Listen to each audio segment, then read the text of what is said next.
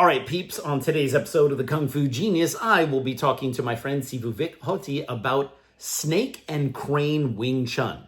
Lots of gems, lots of snake and crane oil, lots of, yo, bro, if you don't believe what I'm saying, it's because you're stuck in a box, your mind's not open, it's got to be like a parachute, and if you don't trust what I say uncritically, man, that's because you are just living in your own world. Let's get to it. And every day I practice martial arts. Watch out! Sifu Vik, how you doing, man? Good, brother. How you doing? Good. Good to see you. Even if it is through Zoom, very excited about having you here today. As some people may know, and for those who don't, lately you've made a series of videos discussing some very specific points about Wing Chun history, which have been making the rounds lately. In particular, this touting of this lineage, this snake and crane Wing Chun, which there are some people out there who are, I believe, making claims that this is the most original or something to that effect. Now, I'm admittedly not super versed in the controversy and everything that's going on. Could you maybe, for our listeners who may also be a little new to it, just discuss a little bit like why snake and crane Wing Chun has been talked about lately? So what's the controversy? What's the whole thing about? Oh, well, first of all, thanks a lot for having me on. It's a long time coming, so this is awesome. Well, from my end, there's not really much controversy because I've just been, much like yourself, traveling and researching Wing Chun for years. So imagine my surprise when this snake and crane, I thought, as you usually do, you think you have it, right? You think, okay, this makes the most logical sense. This is where maybe Wing Chun came from. This is how it is, etc., etc. And then, this also aligned with the fact that I was writing a book as well on the doctrine of Wing Chun. So I was trying to really get into specifics of it. And then a friend of mine brought attention to this style called snake and crane. And I thought, this is interesting. He told me a little bit about it and the fact that he knew the head or the apparent head of the style. So I contacted him. We had a quick chat, and then he came to see me in the UK. Where we spent, I don't know, maybe 15 hours, I think, recorded this long 2-day interview where he took me through snake and crane, its place in the broader Wing Chun world, etc., how it came to be and all these kind of things. And it sounded relatively plausible, right? Especially when he had all this research. He used to carry around this big stack of notes. The gentleman's name is Wayne Young. And so, yeah, we had a good chat, 2 days. Then he left, gave me time to think about it. And I thought, okay, well, I'm going to China. I'm going to Hong Kong and I'm going to China a couple of months later. I'll catch him up. So ended up going because I was researching some more lineages. And I thought I'll meet him. So we met. And with another friend of mine, a mutual friend of ours, Jasper, we met Wayne, and he decided to take us through in more detail, another 7-8 hours on where this style came from. And but I'd already had a good think about it and had many questions. Now I've got to say that I liked Wayne. Yeah, he was just nice guy, non-offensive. Just really passionate about this little lineage that he had, and obviously he showed me a few things, and I think we're a bit old in the teeth now, so nothing really makes you go wow when you meet somebody, but you appreciate the apparent rigor that he done the research with, and etc. So I wanted to believe him, yeah, or at least some of it. But the more I sat down, the more I, examined his findings, the less it made sense. And anytime I try to research a little bit more about it, there was hardly any evidence to anything that he said. So, what kind of things was he saying that was giving you some pause? things like, and there's the fable of the burning of the King Fawu, and that this was a fact, and that the Sulam temple was actually this place that got burnt down, and and he said it with such authority, and I said, well, where is your evidence for that? None. Just this is just what we heard. This is what my Sifu told me. Okay, so we're back into this territory. My dad told me this, so I've got to tell everybody else this is whatever. Or things like his Sifu had taught Ip Man, etc., etc. None of these claims. The thing is, why does it bother me? I have no. Okay, if these things are true, doesn't change what I'm doing. If these things aren't true, doesn't change what I'm doing. I just like to know things, right? And I don't like it when people who are putting out things and saying that this is a fact, this is the absolute truth, when they know it isn't, right? When they do that, it irks me a little bit, because I love Wing Chun. Sure. And it gets a bad rap, and it gets a bad rap because of all the misinformation out there. Right? Yeah, I think it's interesting what you said there, because if I heard someone talking about the King Fa Kun or the Southern Shaolin Temple and starting to talk about these things as if it's established fact, I would also raise an eyebrow, because if there's anything that they've not been able to establish, it's even the existence of the Southern Shaolin Temple, let alone a location. Do you think, now, I mean, to be charitable, sometimes it might be a matter of they may believe that it's true, even if they didn't rigorously research it, or they know it's not true. Not necessarily asking you to tell me what you think Wayne believes on that, but how much of that do you think factors in that these people either may really believe it just because they heard it, or they may have their doubts, but they still pass it along? I mean, how often do you think that's happening in the history here? Yeah, that happens all the time, but that generally tends to happen with your general student, general teacher. It shouldn't happen, I should say, from somebody who professes to be a researcher or a historian. And what tends to happen is they have the end goal, and then they go backwards, right? And then try to make everything fit into that rather than the other way around. So it really is him and his cohorts. They are really putting square pegs into round holes. Okay, but let's grant him. Let's grant the fact that that place existed and they were there. So, because some things don't have to be real to be true, right? So there was a place where people met up to do their rebellious activities and train to be assassins, as he says, right? Because Wing Chun's this knife wielding martial art. I suppose we'll come back to that in a bit. No, nothing points to that. So what he's saying is that this martial art ended up becoming, well, how it ended up being developed was for its use for assassinations and killing government officials, right? So the Chinese have been killing each other for about 4,000 years.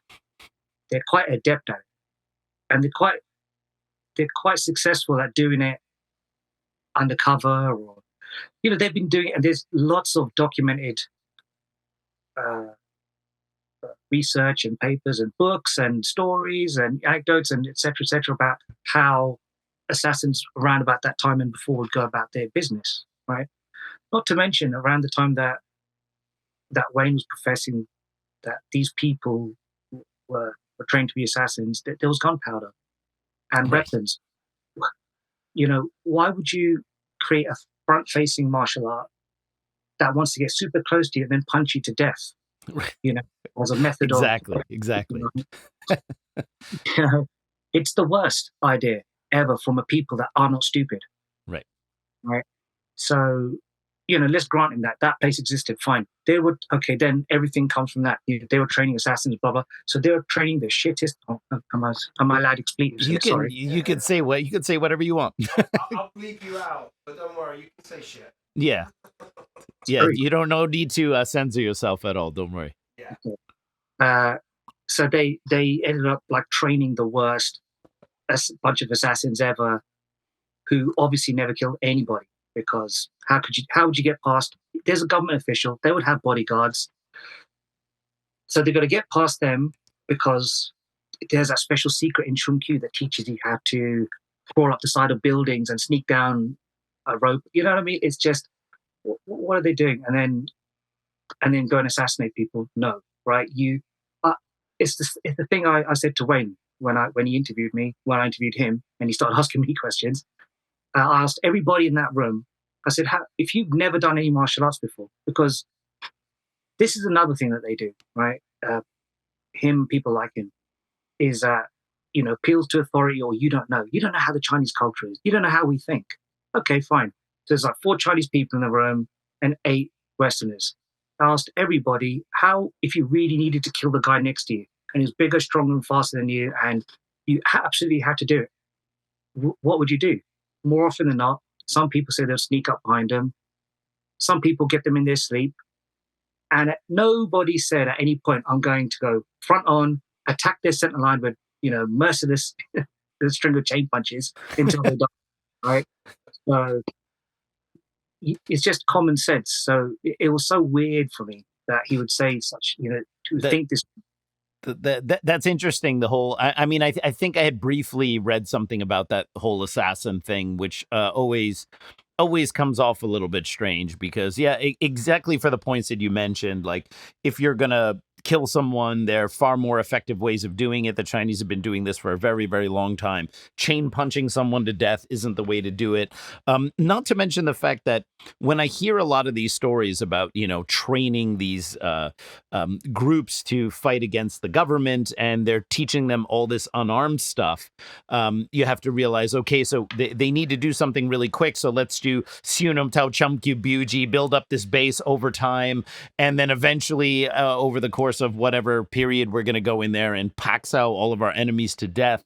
The other thing too is that, like you said, even if we grant all this stuff, clearly they weren't successful, because where was this big Wing Chun rebellion that felled the Qing dynasty? All right. Where are the stories, whenever the Qing government had any kind of adversity? It was the Taiping Rebellion, which had nothing to do with martial arts. It was the Boxer Rebellion, which had nothing to do with Wing Chun. It was about some weird, wacky cultists who thought they were impervious to bullets. But you never hear this story about the Great Wing Chun Uprising in the South, where, all these officials got chain punched from 4 corners at the same time. So I always kind of wonder, well, it doesn't really seem like good advertising if you have this story, but yet it didn't bear any fruit at the end, that these assassins won or had any battles that were meaningful.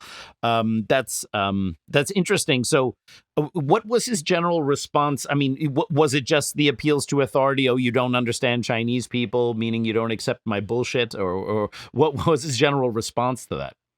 Hey everyone, just want to let you know Wing Chun Illustrated is now offering a paperback edition through Amazon, reaching a larger global market. And no, they're not ditching the glossy magazine edition through MagCloud. You can now simply choose the version of this magazine you prefer and the one with the cheapest shipping wherever you live. Order your copy of Wing Chun Illustrated today across 12 Amazon marketplaces with free shipping for Prime members. Go and check that out.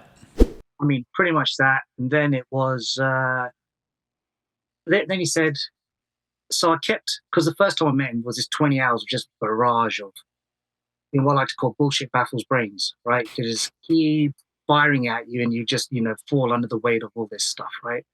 And, but the next time I was prepared, coffee in hand, smashed it in. I was like, right, let's go.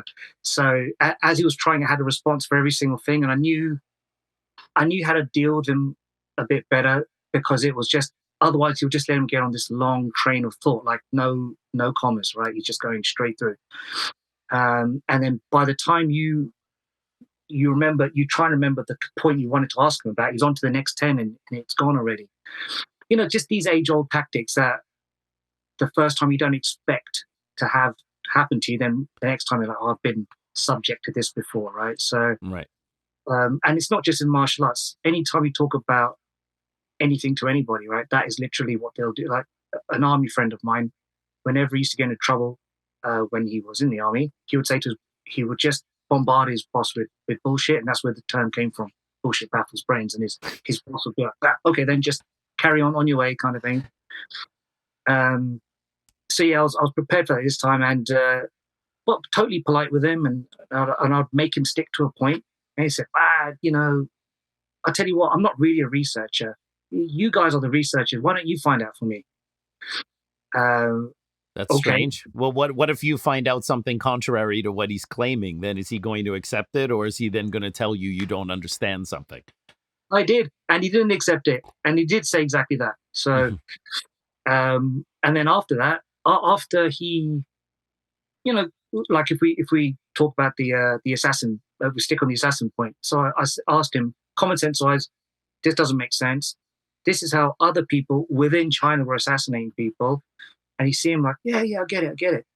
And then he messages me, a duck can't understand a pig, or something. Or maybe chicken. That's a Chinese phrase. 雞同鴨講. It's when a chicken speaks to a duck. But that's usually when two people have accents and can't understand each other. But I suppose it could mean that too. Yeah. It's Chinese wisdom. This is it. And I was like, okay, because it sounded like you understood where I was coming from. And so, yeah, and then after that, it was just the same old thing. It would just rinse and repeat. And that's all you have to do with people like him. Look, I don't have anything against him. He was originally a non-offensive, chubby little fellow that done some kung fu and had some interesting information.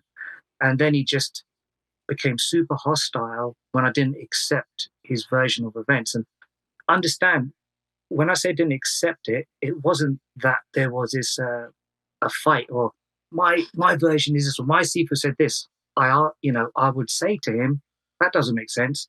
Explain that to me how. That doesn't make sense. Or how do you know this? Like one of the other claims he made is about the Law family being familiarly tied to the Yuan family, right? So we're talking about the U.S.A family. Is that correct? Okay. And I said, how do you know that? Well, all of it was initially based on a meeting he had with a random 90-year-old man who was sitting on the side of the road in the village when he was trying to do his research, and he showed him the picture of his Sifu's father, I believe. And do you recognize this person? Yeah, this person was married to a member of the Yuan family that could have been U.K.-san. Like that was it. That was him saying, finished. That is for sure 100% proof, evidence that these two are related. Incredible. So, okay, it's very hard for a person of that age to remember somebody who was around 60, 70 years ago. How do you remember what they looked like and they were married to so and so? But that's by the by. So I went and spoke to the surviving members of the Yuan family. Yu Jiatong when he was alive and his daughter, and I got their genealogy and we had a good chat, and none of them knew about this familial tie. So that's number one, right? But you could say on strength of evidence, maybe one's a little bit stronger than the other, but I wouldn't say I knew for sure, right? Number two, like Yuan is quite a common name, so maybe Law was married to a Yuan, but could be same as if someone I knew was married to a Smith in the UK. Sure. Right? And then his the thing that supports his narrative is that he knows the members, or like David Yuan and Jason Yuan, right? They're like the nephews of Lord Chiu Wing, and he says, look, there you go. These are the descendants of the Yuan family, etc. But if you speak to them, they're pretty sure that they're not, because the way that their name is spelled is different than the U.K.A. Yeah, I was about to mention that there's actually two common Yun surnames with a nearly identical, if not identical, pronunciation, but they're two different Chinese characters. So, yeah, that's interesting. I think something that I'm hearing here, and one of the issues with some of the actors that are involved in propagating this story is that any real historian is usually very curious to find counterpoints to to their narrative, because we know that we can be wrong, we know that we can be misled, sometimes we want something to be true, but if you're a true researcher and historian, you have to listen to all the points against your opinion, and you'd be excited to go, wait a minute, here's something I didn't consider, or here's something that might, you almost want to disprove your thesis, because that will bring you closer to the truth. And you see a very, not just what you described here, but with other ones, more prominent ones online, there's a very thin-skinned, angry, visceral response to any kind of challenge to this information, where they need to kind of stigmatize the messenger. And I always go, this is not how any real research is done. For my audience, which may not be as well versed on these topics, mainly because I'm not.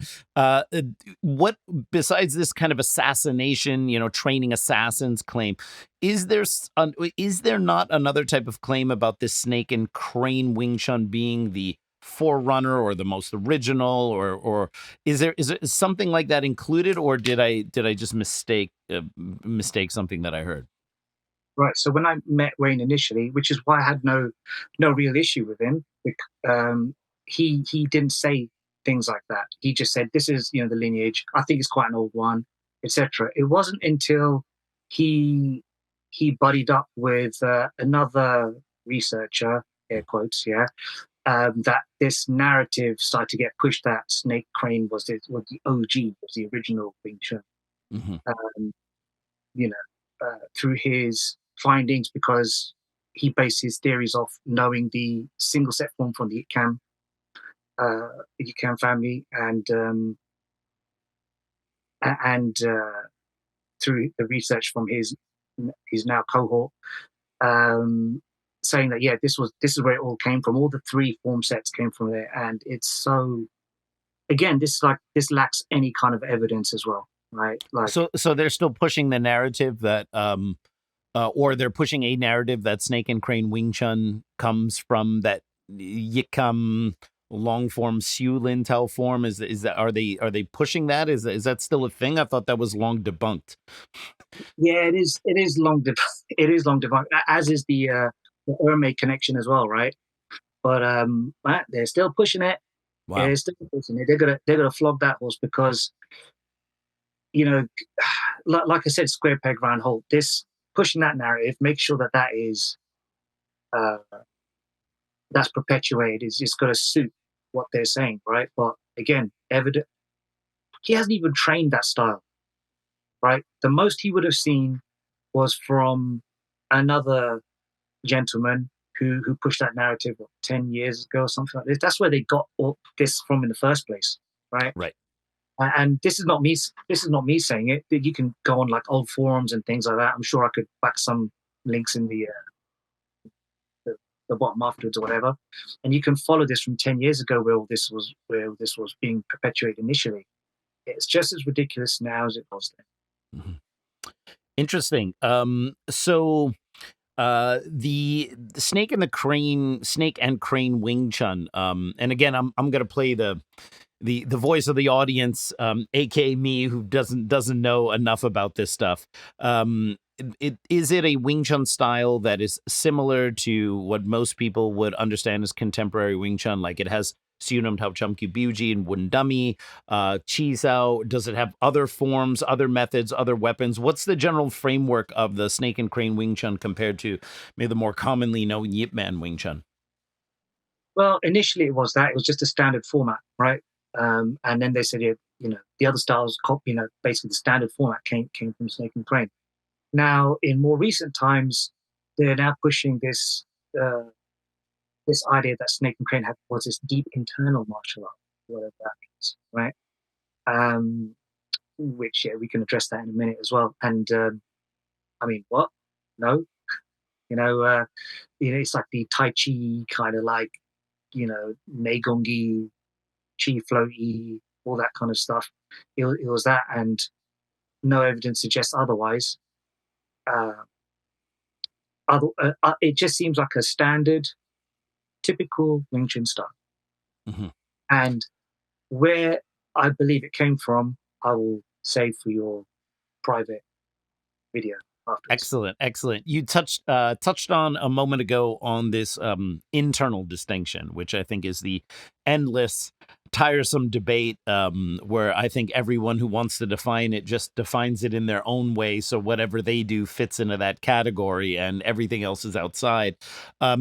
So what do you think about these claims of Snake and Crane being an internal style? What do you even think that even means, or why that might be relevant? So this internal, the idea of internal styles is quite a new phenomena in Chinese martial arts. Before, they never made this distinction. They may have used the terms, do things a little bit inside, or whatever, but it wasn't until I'll send the reference to you, 1700, something like that this term was even used properly in that respect. All styles have a mix of both internal and external. Some err to one side more than the other. And it certainly doesn't mean what people think it means. Like nowadays, I mean, how I suppose we can get as boring as we want, right? So Sure. Martial arts wasn't really. So China was like we said earlier, was like subjected to 4,000 years old of warfare, right? So people are tired, they're living a crappy life, and they just kind of had enough. And for people who don't know, martial arts were relegated to the level of Jianghu. They were called the Jianghu, right? So people of the rivers and the lakes, rivers, right, streams, and so they were no higher than thieves, robbers, and prostitutes in the general public's eye. So wanting to be a martial arts instructor wasn't really high on people's agenda, right? But you have this warring states that are going on all the time, and what do people do? They are farmers, most likely. You living in these rural areas. You're definitely doing hard labor. Those people are conscripted, forcibly or otherwise. You've got to come and join the army. They train martial arts. They get sent back. They're getting taxed to hell by whoever's in power at that time. They have nothing. What do? They've got these skills. Okay, let me teach them martial arts. Martial arts, right? Because everybody needs to defend themselves from the next village along, because everyone's trying to rob from each other and lawless land, essentially, right? Well, in some places. So what to do? You start teaching, but no, everyone's kind of like turning their nose up at it. So how can they make it more palatable for people, right? Let's add this philosophical aspect to it. Let's add this, the esoteric aspect to it. Let's make it a little bit more palatable for people. Let's take out the ugliness and the functionality a little bit and make it a bit more showy, and suddenly people start loving it all over again. They're going around in these fairs with the other performers. This is how they started to cross over with the performers, right? Mm-hmm. They were like their bodyguards essentially, but they were learning from them, and they were exchanging skills, performance, and for martial arts, etc. And these guys would go like place to place, do some tricks, like Lung Ting wrote in his book, Skills of the Vagabond, right? Yes. They were doing all these tricks, and then sell some like snake oil, whatever, and wow people with whatever, and then people say, okay, be my Sifu, okay. I'll let you be my student, and you're going to pay me this much, and blah blah, and it went from there. And they think, okay, what we do is Neigong, we're teaching Neigong, we're teaching this internal style. It's so different than those ruffians, over there who teaching that just for fighting. This is for internal cultivation, right? Right.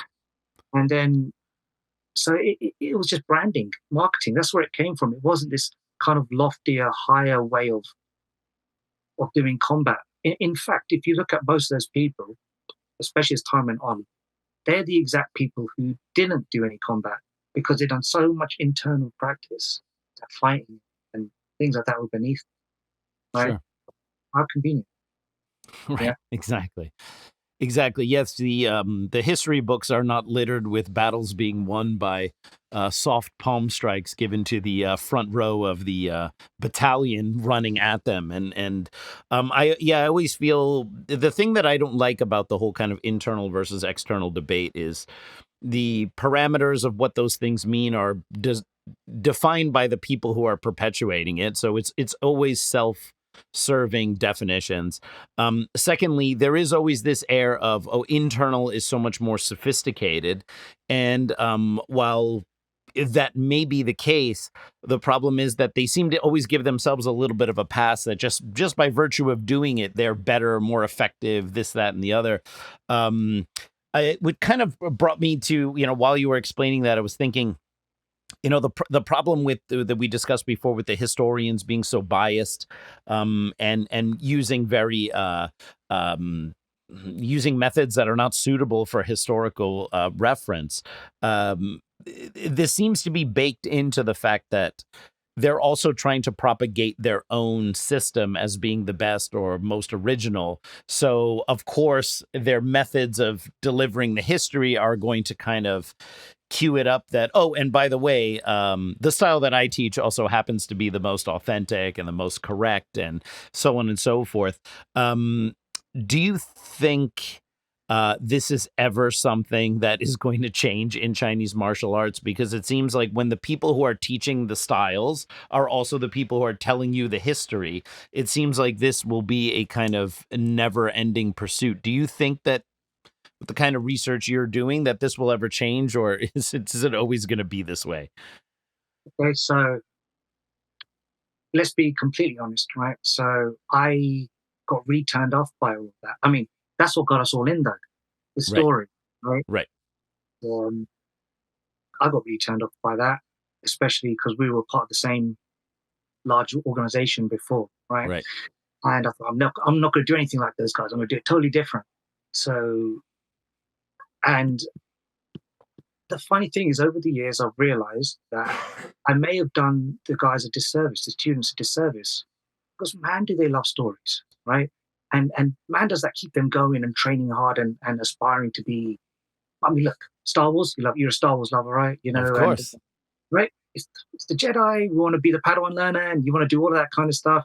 You do not want to be some guy that has just learned how to kill someone for the sake of it because you got pushed around at school or some bullshit, right? Right. You want this to mean something more. It's like when people live, they want to believe in an afterlife, and then that's going to make them live better and make better decisions. And same with the martial arts. I mean, the days that after a couple of years, do you really need to study Wing Chun as hard as you do for what it's for, right? It's a civilian self-defense system. How many techniques do you need to learn to defend yourself, right? Well, you do it because you migrate more to the art aspect. You love it. You love the effects it has on your body, etc., right? It's such a small system. When people are spending 25 years learning it, I'm like, 25 years and you still don't have it? Right. So, will it ever end? I don't think so, because now, right, even though like I've released information or whatever, if people come into the school and say, we heard that Wing Chun was made by a woman, but yeah, it's part of the Shaolin, right, that's cool. You'll learn it. I don't want to tell you that Father Christmas and the Tooth Fairy don't exist. Just train, right? And if believing these fables makes you want to aspire to being something more than just a guy that wants to beat people up, right? They want to live what we envision as like the spiritual martial artist, the saint soldiers as we call them, right? Then good, then we'll do that. Then we'll tell the stories, and then you realize that this has been done since time immemorial, everywhere across all cultures about all things. Right. You convey these messages through stories. So, will it persist? I imagine it has to. Mm-hmm. Mm-hmm. Otherwise, everyone's just going to go off and do MMA.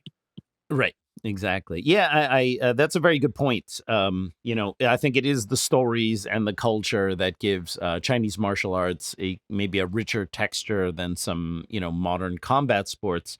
But yeah, I think it's a very thin line that the instructor has to toe in terms of so maybe the story, whether Yim Wing Chun or Moy or any of these people existed, but maybe the idea of having some kind of framework of fighting that, would work against a larger attacker or would give you certain advantages or whatever. Like that part of the story is perhaps one of the original aims of Wing Chun, even if the story itself is apocryphal or mythology. But the weird thing for me is then when you do get these people saying, no, that is the story. That is, in fact, what happened. And then it's sitting on a bed of such thin evidence. And the moment you push back, you get these very thin-skinned responses, which do not inspire confidence. I mean, if I am fully confident that my research is accurate, and I tell you a story that I had just researched, spent years researching, and you say, I don't believe that that's true, or I'm not quite sure about this, then I would say, okay, well, give me your counterpoints. Let me see if that, counters what I came up with. Maybe we find something new, but I don't go like, oh, well, you just don't have an open mind. Well, you just don't want to accept the truth, as if somehow by saying it, these people are now authorities. This is something that I noticed as well. There was a response from a certain snake and crane oil salesman who clearly took umbrage to your recent series of videos about the snake and crane history, and then came up with a very interesting attack. Now, I know this person. I have interacted with this person in the past. It is exactly kind of what he does. He said, 10 years ago, he also doubted the snake and crane story. And then instead of addressing any of the points you made in the video or the counterpoints to his narrative, he just comes with this, 10 years ago, I also doubted it. So you are where I was 10 years ago in this. I don't think he realized how arrogant and dismissive and stupid he comes off when he does that, because he didn't say anything about what the facts were. It's just like, oh, you poor thing, you're where I used to be. I don't really know where I'm going with this other than that kind of stuff really infuriates me. How do we even get through to people when those who are propagating this kind of stuff use these kind of tactics? I mean, like, what I almost want to know, like, what is the counter to that? Because people seem to be easily swayed by these charismatic bullshit sellers. When you just look at them objectively, they're clearly hiding the fact that they don't actually want to defend their case. Yeah, it seems that you and I have both had the same disgruntled ex-girlfriend. Right. Disgruntled ex-girlfriend that we never dated. My ex-wife said, this person is my crazy ex-girlfriend that I never actually dated. And perfect description. So hey everyone, it's the Kung Fu Genius. Fans and practitioners all know that the wooden dummy is the most coveted tool in Wing Chun, and now you can learn all about it in my cleverly titled book, The Wooden Dummy. I wrote this guide with you, the practitioner, in mind. Rather than mystifying any of the concepts or hiding so-called secrets, I've laid it all out in meticulous detail. The book is contextualized for practitioners of any lineage of the art, not just those who come from WT. Over 300 pages in length, The Wooden Dummy breaks down every aspect from the form, both technical, historical, theoretical details, and it makes it the perfect companion for anyone who's learning the wooden dummy techniques.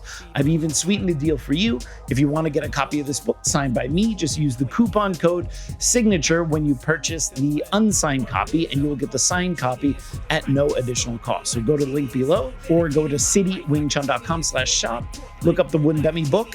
Don't miss your chance. This is definitely one of the best books I've ever written on the wooden dummy, and I hope you'll find it's the best book ever written on the wooden dummy. Get yours today. Check it out. Okay, so always with these things, I'm quite a simple fellow when it comes down to it, and the truth never fears questioning, right? It's its own shield. Bring it, and I'll die on that hill, right? And if someone presents me with data more compelling than mine, that's what I wanted in the first place, right? I win either. This is what they don't get. I win either way, right? Either I've done this stuff and I put this stuff out there and I can pat myself on the back, well done, Vic, and then everyone can, read it and then they can, yeah, well done. Or someone this inspires somebody to come back with a stronger argument. I'm like, this is not a bitch, but it's good. You know, like inspiring when someone gets you good.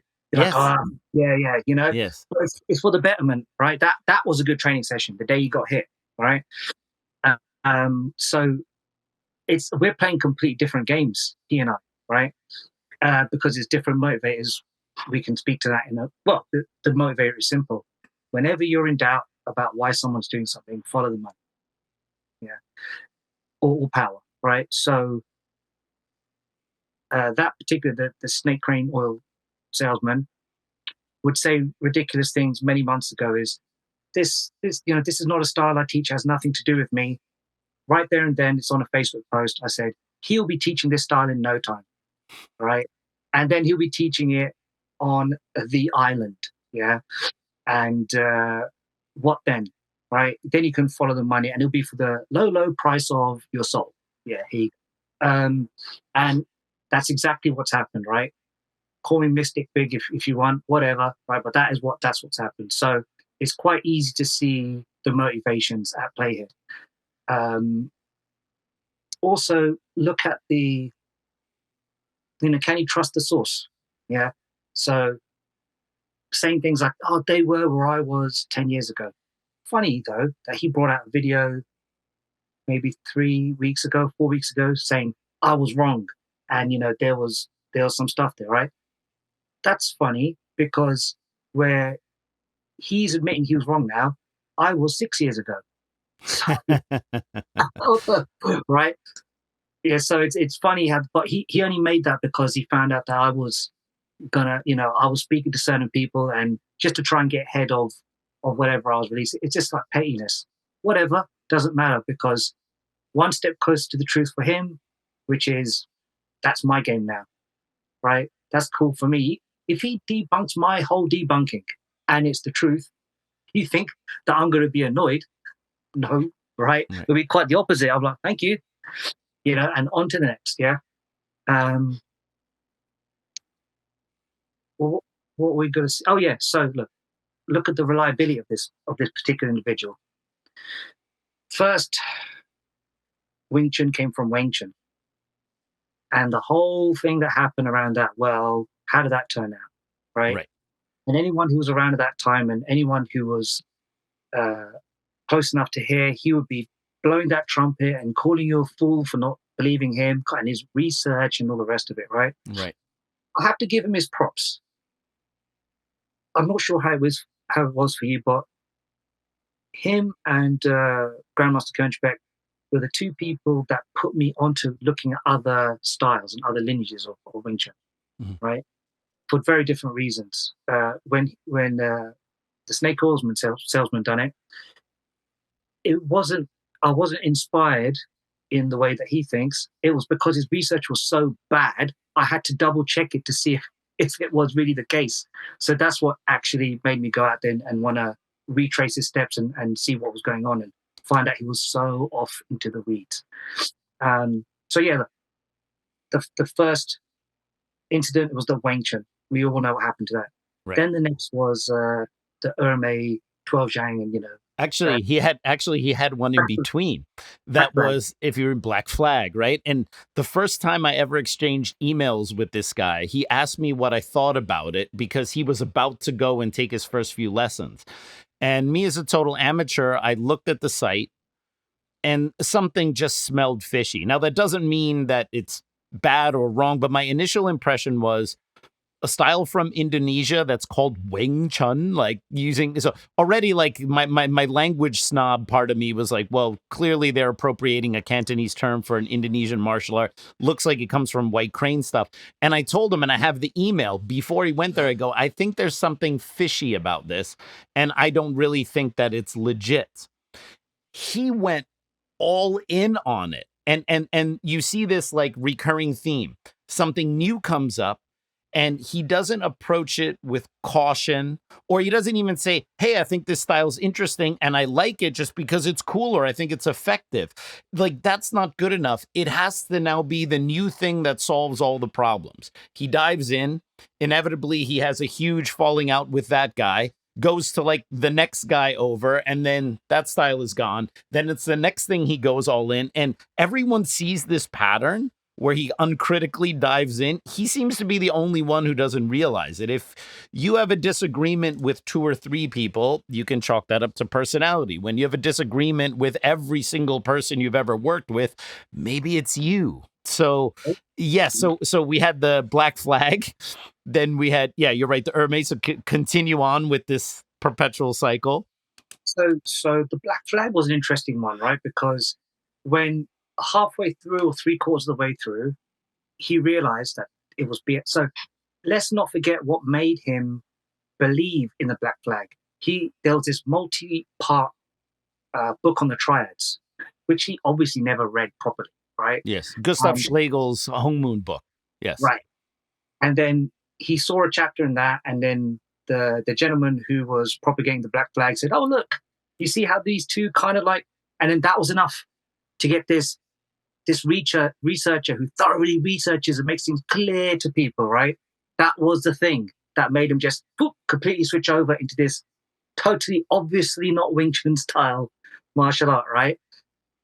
So, but we have to take this guy's word. But no, we'll continue. Yeah. So then about 3/4 of the way through, he realizes it's BS.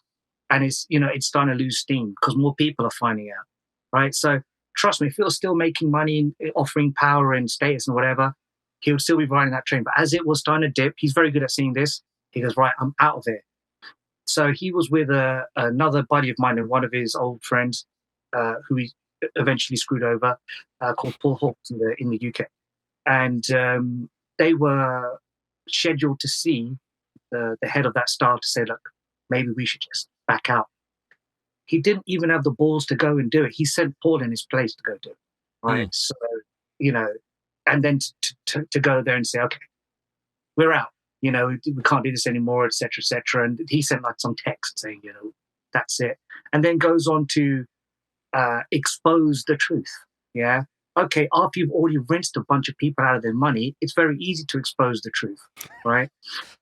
But how about all of those people who you swore up and down that this was the real thing and you took this much money? People were taking out like loans from the bank to open these schools. Yeah. So, and this is my particular issue specifically with him, because I've seen him and now I know personally enough people whose lives were significantly negatively affected by the BS. So, whereas it's not personal with anything else, on this, if I'm honest, it's slightly personal. It doesn't like keep me up at night or anything, but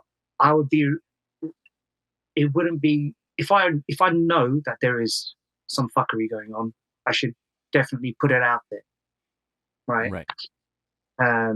Like I said, because some of my friends suffered a lot because of all of that stuff. So it's not.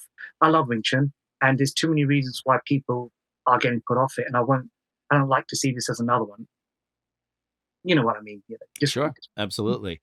Yeah, I think that's also been one of my complaints is that I'm a big martial arts nerd like you, and when I saw the stuff that was being sold as Black Flag Wing Chun, I thought it was interesting in terms of like some of the things that they were discussing, and clearly it's some kind of variant of White Crane. And as a martial art, I thought it was really interesting, but it's always this, no, this thing has to be sold as the second coming of the savior. It can't just be something I'm teaching now or something I'm experimenting with now. Every single thing that's big, Siulam Wing Chun, Black Flag Wing Chun, the Ermei connection, and then going into 1,000 different ways of proving somehow Wing Chun is really Tai Chi and internal. And it just seems like, I wonder how many times can people still be conned by the same routine over and over again. And I can't wait until he figures out that Brazilian Jiu-Jitsu is really Wing Chun, and then that becomes the thing that he's teaching. I mean, it's like, how far off are we now?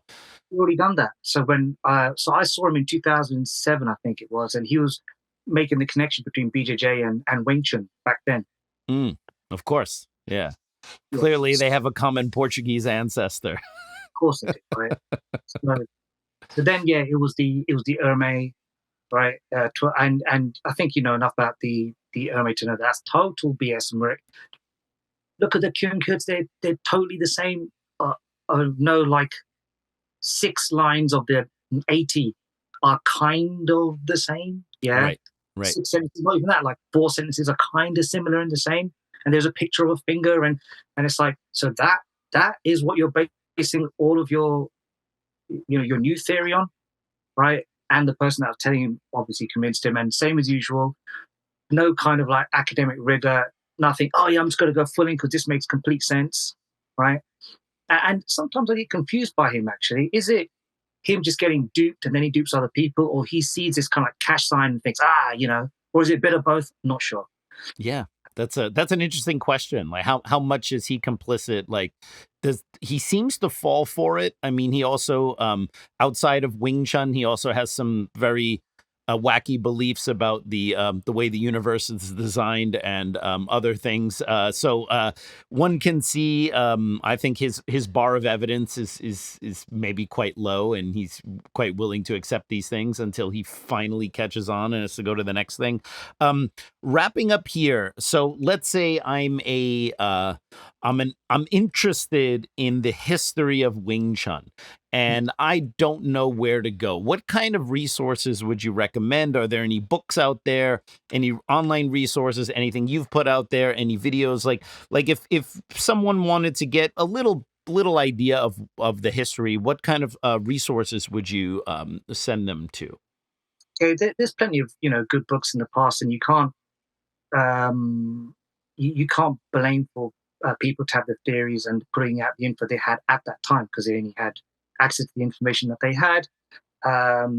You've got your classics like Complete Wing Chun, even Roots from Ling Ting and stuff, but it's they were, well, how it was, a little bit of confirmation bias, and they didn't do the most stringent of research. So not just saying it, like I think the most at this moment, the most up-to-date complete research is the book that I've put out. Not just because I've put it out, but it's also because of the people that helped me put it together, right? You wouldn't be talking about this book here, would you? That one right there. That one right there. There we go. Yeah. And the work, see, it's a big book, and it's not like with big, large letters or anything. Everything is correct, right? Yes, it doesn't have letters this size on it, or lots of photos. Exactly. So, okay, so I've put it together. I created the information. I've done the travels and everything. But in regards to the history aspect, a pair of the integral components of this whole machine that put together was 2 people, right? It was Joyce and Jasper, mutual friends of ours, right? Jasper, he is the legitimate, real Encyclopedia of Wing Chun. I know he doesn't like the name, not because it's not true. It's just because encyclopedias they go out of date, right? And they just they're bits of information in a moment in time. We have to think of a cooler name, right. But I think it's the most appropriate name given the moniker put out there by someone else, and it's totally not them. It's this, that is Jasper right there. Yes. My speciality came more on the biomechanics and the science and putting it together and everything, but the historical research, I had my ideas, I had my own research, but him and Joyce done so much legwork, right? Yeah, absolutely. And people need to understand that these two, they have no horse in the race. They're not out there saying, do this lineage or that lineage, or I train this or I train that. They're just helping people, taking people around. They love Kung Fu, right? And they're in the field the whole time. So the gentleman that was speaking about earlier on, the snake oil salesman, right? He likes to tell 16 years I've been in China. You weren't in China for 16 years. You were in Hong Kong most of the time, and you were in Australia and you were elsewhere. Right. Secondly, like, who did you see in that time? I guarantee you I've seen more people spend more hours, right, in my trips going back and forth than he spent living there. And as a researcher, and just because you married a local doesn't mean shit. Right. Right? So what? You married a local. Cool. You still couldn't speak the language after 16 years. It's crazy. Even when I went there, I mean, I speak a fair amount of Cantonese. I was surprised he couldn't even ask for the check. And I'm like, okay, wait, how long have you been living in Hong Kong? And if I moved to any country, after 16 years, you learn at least the basics. Right. And I'm going to bring these up because these are like statements thrown out by him and acolytes of his. Like, oh yeah, but he was there for 16 years. Really? Let's break that down. Let's see this through. What that actually means. What that looks like, right? Right. But it's different. Jasper's living there, right, with his wife. Yeah, she's there translating all the time. So people also have tried to besmirch her low key. Oh yeah, what does she know about kung fu? How can she translate things properly? Like she translates for government officials, so she's quite good at translating. Plus, she's there. But you know how it is talking to Jasper, right? Yes. You have no choice but to get sucked into the whirlpool for fucking hours, right? Right. Yeah. So yeah, you know it, Mikey, right? Even Mikey knows. He was there for like 6 hours in Hong Kong while I'm just talking to Jesper about all sorts of minutia. And he's just there. He's like, Sifu, pass me the sword. Yes, okay. You know, so Joyce is around that all the time. Right. Yeah. And she's having to translate all the time. And he's also trying to learn the language. So she's probably heard more about Kung Fu than all of us put together forever, all the time. That's it, right? For sure. She understands things. And so, you know, that's proper. That's correct, right? So those guys, plus with my own research and the fact that I know how to research, you know, I follow a scientific method, right? And I don't mind being wrong. Right. It allows me to say with some confidence that this is, at the moment, the most up-to-date book on the subject. I mean, Grandmaster Kernspect says as much. The last time I met him, he was very happy when he read the book, which was really, really, that was super cool of him to do. Yeah. You know, very much a full circle situation for me at that time. So Right. Well, hey, I think that's a great place to end it on. I thank you so much for coming and sharing your time, your expertise, your observations about the dumpster fire that is Chinese and Wing Chun martial arts history. I look forward to doing this again. Thank you so much, Sifu Vik. My pleasure. Thanks. All right, everyone. Well, I hope you enjoyed that episode of The Kung Fu Genius. As always, don't forget to subscribe to The Kung Fu Genius, hit that bell for notifications, and support us on Patreon or YouTube for memberships for all sorts of extra content, including extra content regarding this episode. And as always, I'll see you guys next time. Word is I'm a kung fu genius. Technique speaks for me, not lineage. Forget Jet Li, cause I'm the one. Many call me Sifu, but to you I'm Si-Kung. And I produce masters. You surpassed us. Your kung fu stiffer than corpse and caskets. City Wing Chun is the house I built. Violate the gate and your blood gets spilt. Alex, Richter, always the victor. Let's get to it. F***ing A. Don't worry, it's fine. I'll dub it in afterwards. Yeah.